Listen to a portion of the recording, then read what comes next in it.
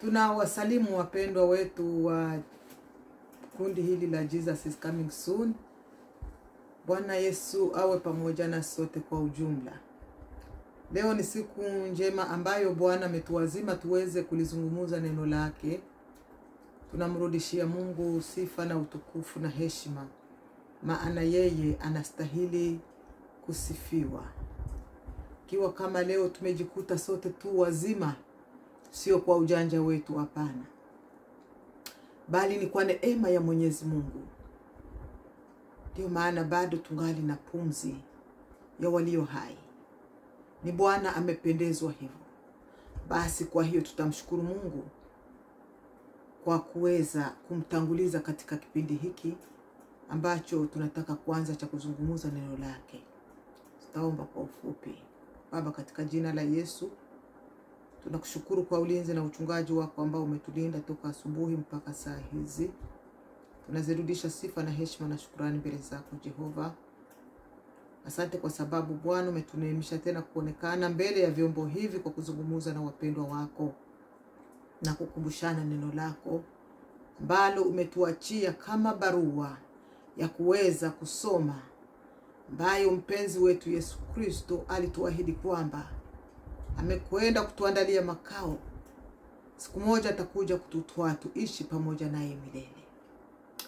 Asante kwa sababu utatuwezesha sasa Bwana kusoma barua yako hii ambayo umetuachia kwa kukumbuka na kwa kuweza kutafakari neno lako ulilotuagiza na kutuahidi katika Biblia yako takatifu. Uwe pamoja nasi kwa kipindi hiki Bwana, utuongoze, utuonekanie mwanzo hadi mwisho. Bwana, neno hili lijenge kila mmoja wetu ambaye atakwenda kulisikia neno hili. Litujenge sote kwa ujumla na mimi ambaye ninayelizungumza, ili kwamba Bwana lituandae na kutuweka tayari ili siku ujapo utukute tumelichunga neno lako na ahadi zako na agano lako, ili siku ujapo uweze kututwaa tuende kupumzika pamoja nawe kwenye maisha ya milele. Basi uwe pamoja nasi katika kipindi hiki Bwana. Mimi nisionekane, wewe uonekane. Katika jina la Yesu Kristo naomba nikishukuru na kuamini uko pamoja nasi. Amen. Amen, amen, amen. Sifa zimrudi Mungu wapendwa. Leo tutakwenda kuzungumza neno ambalo litakwenda kutufunza namna ya kutokuwabagua watu kama vile Mungu alivyo tuumba sote. Mungu aliumba weusi na wazungu. Kila mtu na rangi yake, usimbague. Maana anayefanya ubaguzi, huyo hamjui Mungu. Huyo ni kama anamkosoa Mungu, na Mungu hakosolewi. Usimbague mtu kwa rangi yake, usimbague mtu kwa jenda yake au kwa jinsia yake. Maana unapofanya hivyo, wewe humjui Mungu, na wewe hujifanya kuwa kama mwenye ujuzi kumzidi Mungu anayekuwa na ujuzi wote. Amen.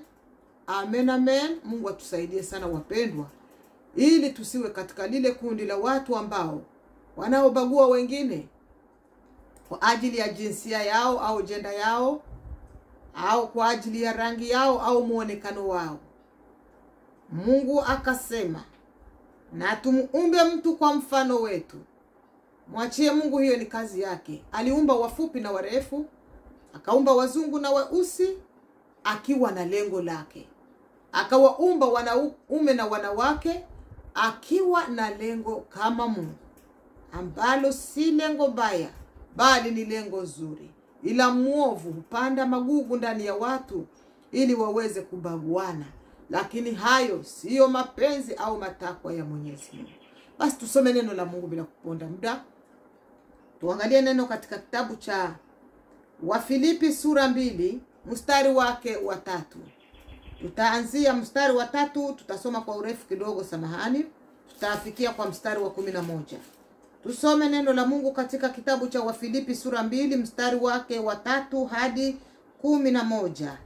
Msitende neno lolote kwa kushindana wala kwa majivuno, bali kwa unyenyekevu kila mtu na amhesabu mwenziwe mwenziwe kuwa bora kuliko yeye nafsi yake.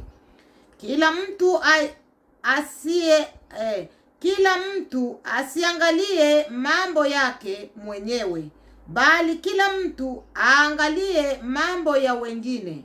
Iweni na nia hiyo ndani yenu, ambayo ilikuwamo pia ndani ya Kristo Yesu, ambaye yeye mwanzo alikuwa yuna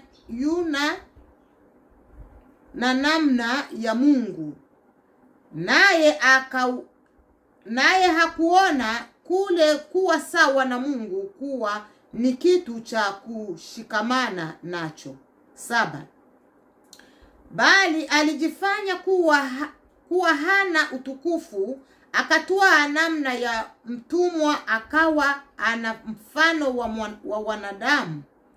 Tena alipoonekana ana umbo kama mwanadamu, alijinyenyekeza akawa mtii hata mauti, naam, mauti ya msalaba.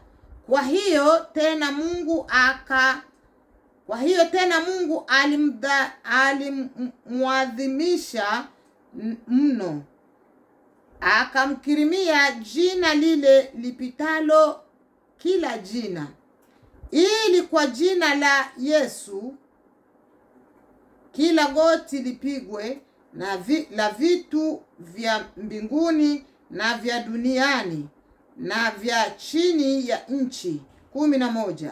Na kila ulimi ukiri ya kuwa Yesu Kristo ni Bwana, kwa utukufu wa Mungu Baba. Amen. Amen, amen, amen. Hapa neno la Mungu limetufunza ya kwamba tusiwe na tabia ya kushindana sisi wana wa Mungu.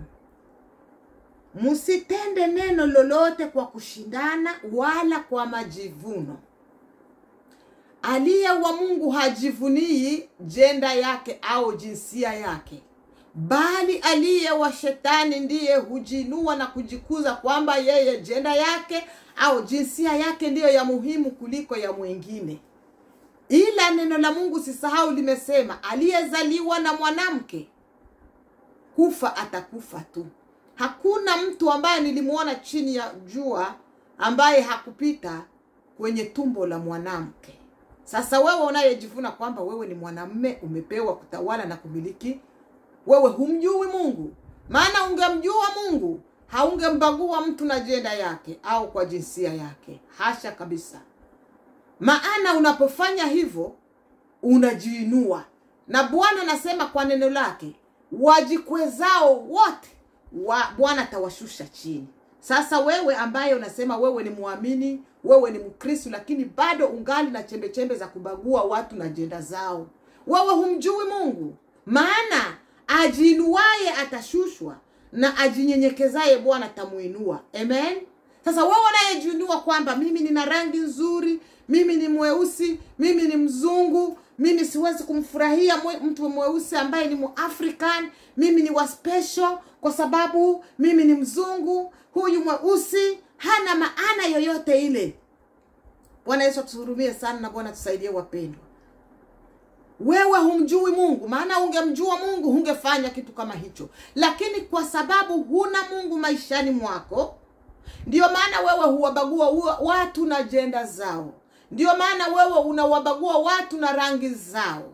Ndio maana wewe unawabagua watu na umbo lao, namna wanavyoonekana, kwa sababu humjui Mungu aliyesema kwamba na tumuumbe mtu kwa mfano wetu. Hakuna ambaye Mungu aliumba kinyume cha mfano, nje ya mfano wake. Hamna. Sasa wewe unajisema uko Mkristo, lakini bado ungali unajiinua kwamba wewe ni special kuliko wengine wote. Wewe haumjui Mungu, wala Kristo hayumo ndani yako, ambaye amesema ya kwamba kwamba Yesu huyu ambaye alituambia kwamba ni mfano kwetu ulio bora, aliona mbingu haina maana, haina mafaa, akajishusha, akajivika mwili kama mwanadamu, ili wewe na mimi tupate kupata uokovu, ili wewe na mimi tusibaguane. Maana Yesu naye angekuwa na ubaguzi wa jenda au wa jinsia au wa rangi, mimi hapa nisingeitwa mwana wa Mungu. Wewe hapo nayo nitazama vile vile usingalikuwa na sehemu katika urithi katika ufalme wa Mungu. Hatungepata nafasi ya kurithi kwenye ufalme wa Mungu. Ndio maana ninakuja kushauri leo, ikiwa kama unaweza kunisikia, na sio mimi ninazungumuza kama vile, isipokuwa ni neno la Mungu ndilo linazungumuza hivyo. Ikiwa kama unaweza kusikia neno hili na kulitafakari kwa makini, hutakuwa tena mbaguzi wa rangi au wa jinsia au jenda.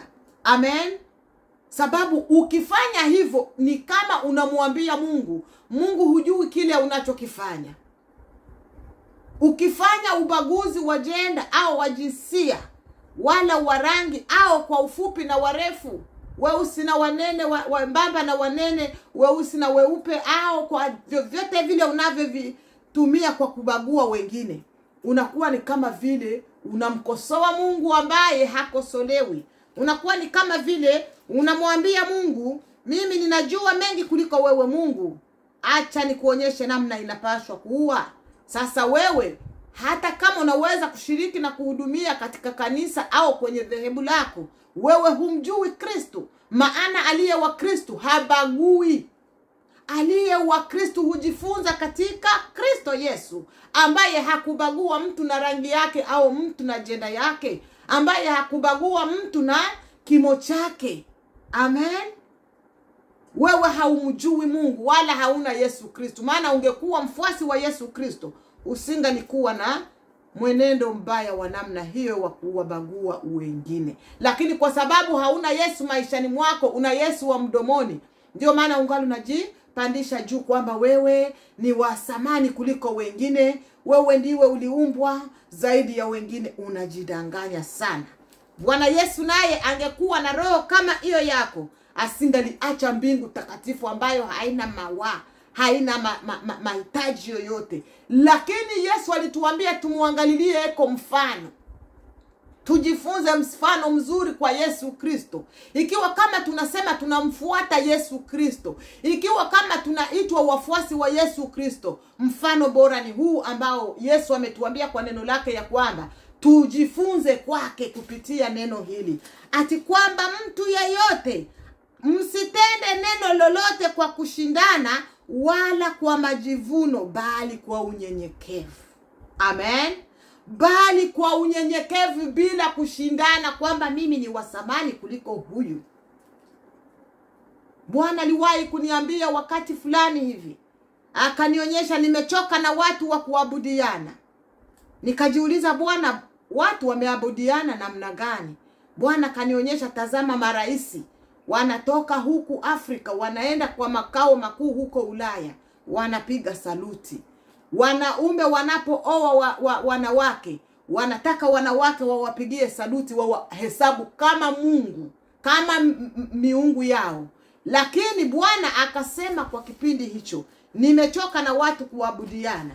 Alafu kuna wakati niliyazungumuza hapa kwenye hili kundi, watu wasioelewa namna nilivyozungumuza na kuonyesha, wakakamata kama ni vitu ambavyo viko vya hovyo. Lakini mimi ambaye niliyepewa hilo neno na kusahihishiwa vizuri na Roho wa Bwana, nilielewa hilo jambo, nikaona kweli hili jambo litasababisha wengi kuingia kwenye mauti ya milele, kwenye jehanamu. Kwa sababu Bwana ikiwa kama amesema usiwe na Mungu mwingine ila mimi, lakini ukiangalia watu wengi wanafanya idolatry. Kwa ajili gani?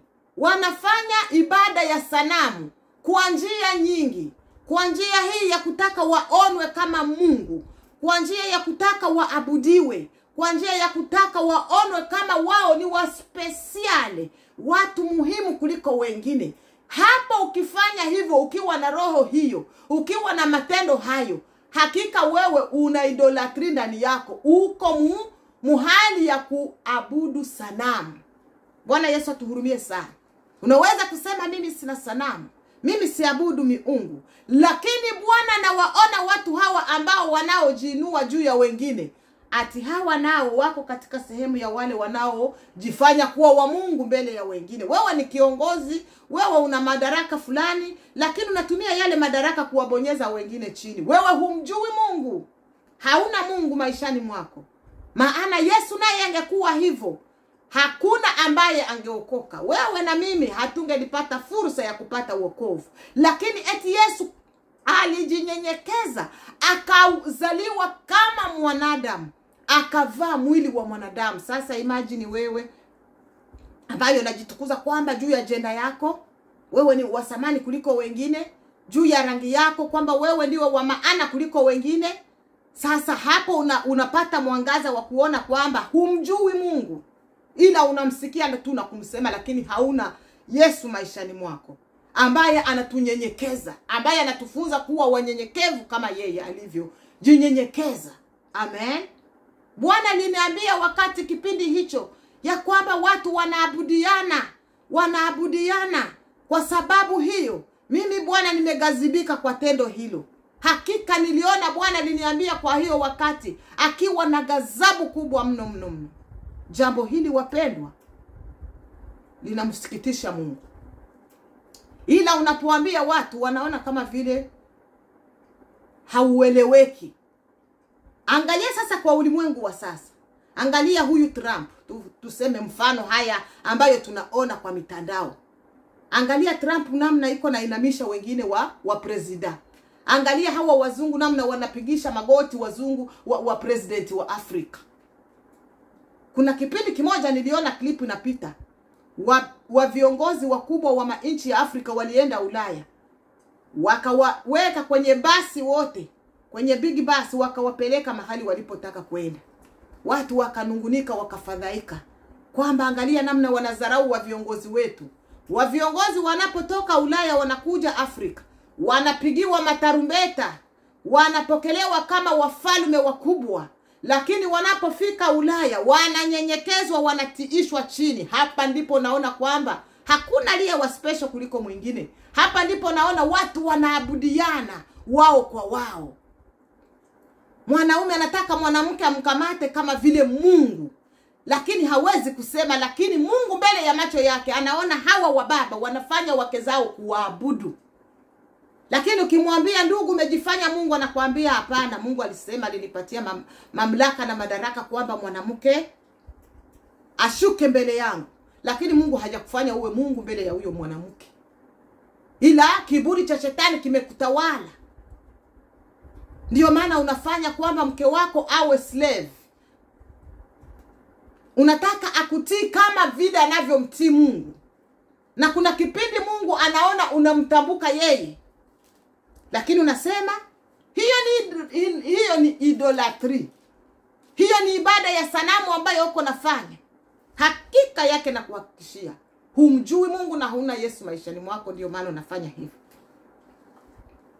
Alafu mwanaume anajishika kama vile Mungu kwa familia yake. Kiongozi wa dini anajifanya Mungu mbele wa waumini wake. Alafu anasema tunamhudumia Kristo. Hamna kitu kama hicho. Wewe umejifanya kuwa Mungu, huendi fast. Sababu shetani hakuzini mbinguni, shetani hakuroga mbinguni, shetani hakuiba mbinguni. Lakini kilichomfanya ashushwe kuzimu ni nini? Jibu unanitunza. Alijiinua mabega juu, akataka overtake Mungu, na Mungu akamshusha. Sasa wewe umekuwa na ibada ya sanamu ya miungu, idolatry. Ndio maana unataka kuwabonyeza wengine chini. Ndio maana unawaona wengine wote wako chini ya miguu yako. Ndio maana unakuwa na mambo na hali ya kushindana na watu wengine. Mtu anayekuwa na hali ya kushindana na watu wengine, mtu anayekuwa na hali ya kujilinganisha na watu wengine na kuona kwamba huyu si kama mimi, huyu ninamzidi kila kitu, hapo ujue kwamba wewe una hali ya idolatry ndani yako ambayo ni hali ya kufanya ibada ya sanamu. Maana watu ambayo wanaye Mungu maishani mwao hujinyenyekeza, hujiona sawasawa na watu wengine. Maana Yesu angejiona ukubwa aliyokuwa nao kule mbinguni, hakika hangekuja kutufia. Lakini eti akajishusha, akaja akazaliwa kama mwanadamu, ili wewe na mimi tupate kuirithi nchi ya mbingu. Sasa wewe ambaye unataka watu wakuone special kuliko wengine, huendi fasi. Hauna Mungu maishani mwako, ila unamjua tu kwa kuongea. Lakini Yesu akiwa maishani mwako vilivyo, huwezi kujiinua, huwezi kushindana na mtu, huwezi kujikweza juu. Kwa kuwa unajua nikijikweza Baba atanishusha chini. Lakini kwa sababu hujui kwamba ajikwezaye atashushwa na Bwana, ndio maana wewe unajikweza juu sana na kuona wewe ni wa maana, ni wa muhimu kuliko wengine wote. Huna Mungu maishani mwako hakika. Amen. Neno la Mungu limesema kila mtu asiangalie mambo yake mwenyewe, bali kila mtu aangalie mambo ya wengine. Amen. Ukiangalia huyu ndugu ni wa maana kama vile mimi, utamheshimu, utampenda, utamsikiliza, utamthamini. Amen. Kwa sababu gani? Unajua ya kwamba mimi niliumbwa kwa sura ya Mungu. Huyu mwanamke aliumbwa kwa sura ya Mungu. Mzungu mweusi aliumbwa kwa sura ya Mungu. Wote sote tumeumbwa kwa sura ya Mungu, kwa mfano wa Mungu. Hautagairi kiumbe chochote kile. Amen.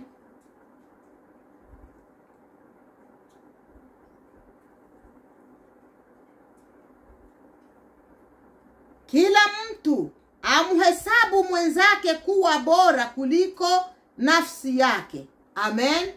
Kila mtu, awe mume, awe mke, awe mzungu, awe mweusi, amhesabu mwenzake kuwa bora kuliko nafsi yake. Kwa kweli tukiwa na upendo wa namna hii, tukiwa na karakta za namna hii, za kuhesabu wengine watu kama sisi, hatuwezi kuvitenga viumbe alivyoviumba Mungu. Hatuwezi baguana.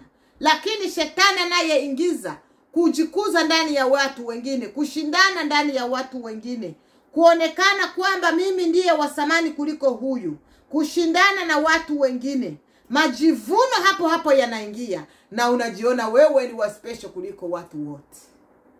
Hiyo ni roho ya shetani ya kiburi cha usima, wala si roho wa Mungu anayeleta mambo kama na hayo.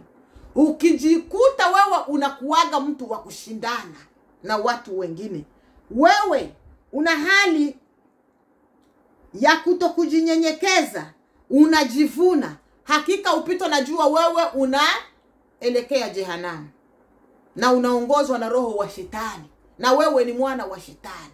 Lakini aliye mwana wa Mungu huepuka mambo kama na hayo ya kubagua wengine kwa jinsia zao au kwa rangi zao.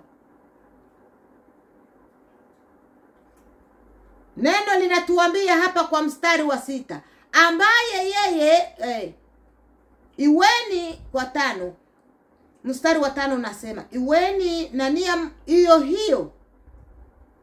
Iweni na nia hiyo hiyo ndani yenu, ambayo ilikuwamo pia ndani ya Kristo Yesu, ambaye yeye mwanzo alikuwa yuna namna ya Mungu, naye hakuona kule kuwa sawa na Mungu kuwa ni kitu cha kushikamana nacho. Amen.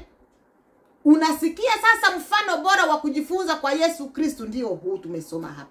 Kwamba tuwe na nia hiyo, tuwe na karakta hii, tuwe na matendo ya kufuata nyayo za Yesu Kristo, ambaye alikuwa na uwezo, alikuwa Mungu, lakini akaona huu wanaume wangu bila mwanamke kunizaa, tunaleta sasa kwa binadamu, tunaacha kwanza kwa Yesu. Bila mwanamke, Mungu kupitisha mwanamke mtu tumboni mwa huyu mama, mimi mwanaume nisingalizaliwa. Bila huyu mwanaume Bwana kupitisha mbegu za mtoto kwa kiuno cha huyu mwanaume, mimi mama singelipata ujauzito. Unaona, kila mtu anafaa mwingine hapo. Hakuna mwenye anaonekana kwamba mimi ndiye wa special kuliko huyu. Ukijua hivyo, unakamata huu mfano ambao Yesu ametuambia ya kwamba naye Yesu angeona umuhimu wa kuwa mbinguni kwa hali yake ya umungu, asingalikuja kuteswa msalabani kwa ajili yetu. Angetuachia huko tukapotea.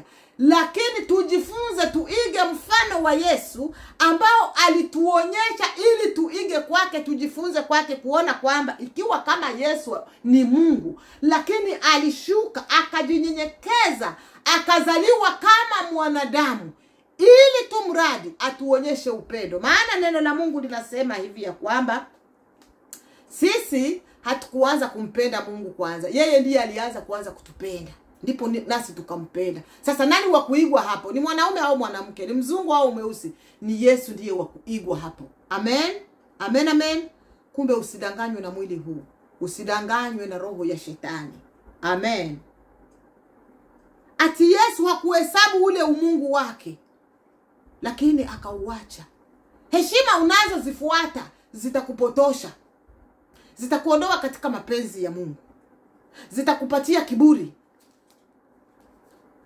Kuna watu wakiwa na cheo, wanatumia kile cheo chao kuwabonyeza watu wengine. Hiyo ni dhambi mara moja. Acha mara moja, Bwana sija akakuangamiza na kuharibu. Tena alipoonekana ana umbu kama mwanadamu, alijinyenyekeza akawa mtii hata mauti, na mauti ya msalaba. Unasikia? Huyu ni Yesu ambaye alikuwa Mungu, lakini akajinyenyekeza. Tunda la unyenyekevu tunajifunza kwa Yesu Kristo. Ukiwa umejifunza kwa Yesu Kristo, hakika utakuwa mnyenyekevu, hautawaonea wengine, wala hautawadharau watu wengine. Kama ungali na pepo ya kudharau wengine, ni kwa sababu hauna Yesu maishani mwako. Amen. Kwa hiyo tena Mungu alimwadhimisha mno, akamkirimia jina lile lipitalo kila jina, ili kwa jina la Yesu kila goti lipigwe, na vitu vya mbinguni na vya duniani na vya chini ya nchi, na kila ulimi ukiri ya kuwa Yesu Kristo ni Bwana, kwa utukufu wa Mungu Baba. Kama unataka kupewa jina na Yesu Kristo, kama hivi Mungu alivyompa jina tukufu Yesu Kristo na kumketisha kuumeni pake Mungu Baba, ni kwa sababu ya unyenyekevu. Kama na wewe unataka kwamba Mungu akupatie jina, sio ushindane na watu, sio uwabague watu na jenda zao au na jinsia zao au na rangi zao, sio kwamba uonekane mshupavu. Ukitaka kubadilishiwa jina na Mungu, jinyenyekeze, Bwana atakuinua. Amen. Ila katika kitabu cha Waefeso sura yake 5 mstari wake wa 21 inasema hivi. Waefeso 5:21 inasema hivi: hali mnanyenyekeana kati ya kicho cha Kristo. Amen. Watu wengi huacha mstari huu, wanakimbilia kwa huu mstari wa 22. Enyi wake watiini waume zenu. Lakini mbele ya kuwatii waume zenu, Biblia inatuambia hapa kwa 20 wa Efeso 5:21 inasema, hali mnanyenyekeleana katika kicho cha Kristo. Wewe mwanaume, wewe mwanamke, mbele ya kwenda kumpenda mwanamke wako, mbele ya kumtii mwanaume wako, lakini tunaombwa kwanza tusivuke huu mstari wa 21. Tuanze kwanza.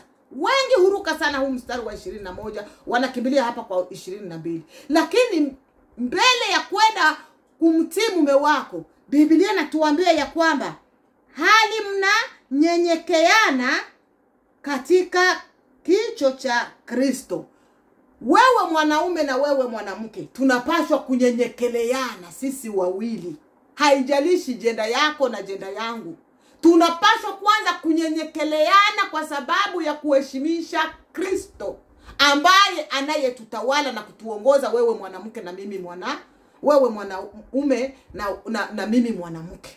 Tunapaswa kwanza kunyenyekeleana kwa kumtii Kristo aliye ndani yetu. Tunapaswa kwanza kuheshimiana sisi wawili kwa kumtii Kristo aliye ndani yetu. Hapa ndipo sasa tunaenda kuheshimiana na kupendana. Tunazungumuza neno la upendo. Yesu anasema mpendane kama vile mimi nilivyowapenda kwanza. Amen. Hapo najua kwamba tukiwa na upendo wa Kristo ambao ni wa kweli, sitabagua mtu na jenda yake. Sitambonyeza huyu kwa sababu aliambiwa anitii. Amen. Kwanza nitaanza kumuonyesha mimi mwanaume, nimuonyeshe mwanamke upendo, ndipo ule mwanamke atanipatia heshima.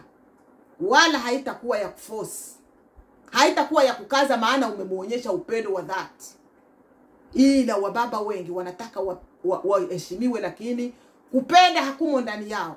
Wanataka waheshimiwe, lakini hawajui kutoa ule upendo ambao Yesu alitufunza. Kwanza tunampenda kwanza Mungu namba 1, na ndipo sasa tunapendana sisi kwa sisi. Kwa sababu gani? Kwa sababu tunajifunza kwa Kristo aliyetupenda kwanza, ndipo tutapendana sisi kwa sisi. La sivyo, ndio maana sasa unaona watu wanabaguana kwa sababu hawamjui Kristo. Hawana Kristo ndani yao. Ingawa wana madhehebu zao mazuri, lakini hawana Kristo ndani ya maisha yao. Bwana Yesu tusaidie sana. Amen, amen. Amen.